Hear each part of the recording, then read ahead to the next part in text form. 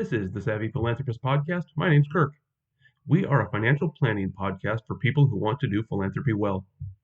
Whether you're a donor trying to do some good in the world, or you're a development officer trying to connect resources with the people who need them. This podcast is all about how to navigate our U.S. legal and financial system in order to make the greatest philanthropic impact you can. This is episode 41, a more than incidental benefit. Last week, we dove into a few scenarios where DAFs don't work as well as donors sometimes think or hope they will. One of those scenarios is when a donor wants to use a donor-advised fund to pay off a charitable pledge. On that topic, I mentioned a provision in the Internal Revenue Code that causes this particular problem. Today, instead of moving on to our next topic, I decided to do a deep dive into exactly what the issue with that statute is. I thought a few listeners might be interested to see exactly how deep the weeds can go when we dig into the tax code. I love this stuff, and I hope maybe one or two of you do too. My hope is that we might be able to bring some clarity to a controversial topic for those of you who work in this area. The statute at issue is Section 4967 of the Internal Revenue Code. If you're looking it up, as I'm sure all of you are right at this very moment, the exact reference is 26 U.S.C. Section 4967A1. Here's the statutory language. Deep breath. There is hereby imposed on the advice of any person described in subsection D to have a sponsoring organization make a distribution from a donor-advised fund, which results in such person or any other person described in subsection D receiving directly or indirectly a more than incidental benefit as a result of such distribution, a tax equal to 125% of such benefit. So there it is, plain as day, right? Just kidding. Let's break this apart a bit. What it says is that if a DAF donor advises the sponsoring organization to make a distribution, and then the donor receives a benefit as a result of that distribution, then a tax is imposed on the donor at the level of 125% of the value of whatever benefit the donor received. Let's put this in concrete terms. Mr. Smith establishes a DAF. Mr. Smith then advises the DAF to make a distribution to State College. As a thank you, State College sends Mr. Smith 2 football tickets worth a total of $100. If the IRS hears about this transaction, then Mr. Smith might get hit with a punitive tax of $125. You can kind of see how this provision makes sense. Donors aren't supposed to get personal benefits from charitable gifts. Section 4967 really just ensures that this principle is extended into the realm of DAFs. Now, how does this apply to charitable pledges? To answer that, we need to review what charitable pledges are. We know what they are in regular usage. They're a promise by a donor to make a charitable gift in the future. However, as a legal matter, there's a bit more to it. Technically speaking, a charitable pledge is actually a contract. A lot of donors don't realize that. Under the laws of just about every state, a charitable pledge is enforceable in court as a contract. The specifics differ a little from state to state, but the result is almost always the same.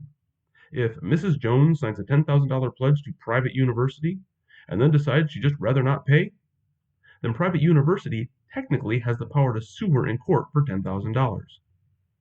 Now, to be clear, it is the rare charitable institution that will sue its own donors for anything, much less a charitable gift. There is no surer way to convince donors that they actually do not want to give to your institution than to threaten them with future litigation. The only times you might ever see this sort of lawsuit is if the charity had already spent a bunch of money based on the promise of the incoming pledge. For example, if a donor made a large pledge payable over a couple of years, and based on the expectation of those gifts, a charity started putting up a new building, in the event that the donor then decided not to pay the pledge, the charity just might have to go to court since it doesn't do anybody any good for the charity to own a half-completed building that it can't finish. But beyond something like that, it's basically unheard of in recent decades for a charity to sue a donor over an unpaid charitable pledge. Nonetheless, the law holds that a charitable pledge is an enforceable contract between the donor and the charity. So how does this bump up against DAFs? Well, let's think through the logistics of the scenario we're talking about. Step 1. Donor funds a DAF. So now the sponsoring organization owns the money. The donor doesn't. Step 2. Donor signs a charitable pledge with the charity. Donor now has a legally enforceable debt to the charity. Step 3. Donor advises the sponsoring organization to make a distribution to the charity. And step 4. Charity accepts the DAF distribution as satisfaction of the donor's legally enforceable debt. Did you catch that snag in step 4? That's where the problem is. The DAF paid off a debt owed by the donor. That's the issue. Go back to the language of section 4967. That provision imposes a tax if the donor receives a, quote, and here's the magic language, more than incidental benefit, unquote, as a result of the distribution. Put simply, does the satisfaction of the donor's debt qualify as a more than incidental benefit? That's the key issue in this scenario, and it is exactly where the potential ambiguity lies. The sections of the Internal Revenue Code about donor-advised funds were enacted in 2006. That's when this issue was codified. Ever since then, practitioners have been asking for some clarity about this problem. Is this a more than incidental benefit? Well, in 2017, the IRS took an important step for providing that clarity. It published a notice that described some of the problems arising from the ambiguity in Section 4967. It then asked for public comments on these issues, and it received quite a few. Unfortunately, that's where the process stopped.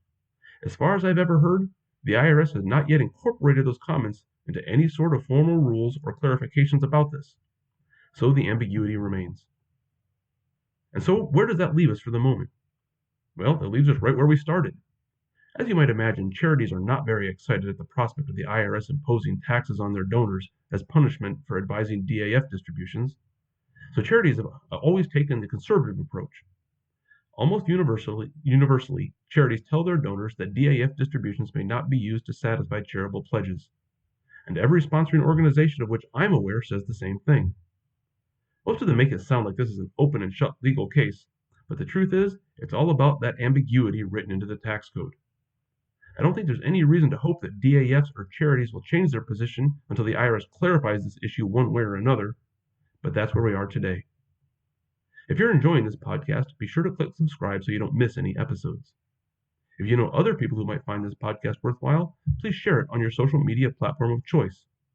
And if you're feeling particularly generous, a rating or review for the show on whatever podcast service you use would really help to get the word out about the show. You can find The Savvy Philanthropist on the internet at thesavvyphilanthropist.net. You can find me on LinkedIn at the link below in the show notes. And you can follow me on Twitter where I am at RossPlan. Lastly, if you have any ideas, suggestions, or helpful insights, feel free to email me at thesavvyphilanthropist@gmail.com. That's it for episode 41. Thanks for listening. Next week, we'll get back to our regularly scheduled programming. I'll talk a bit about the controversy that seems to follow DAFs around. Until then, remember, do well, then do good, but always be savvy.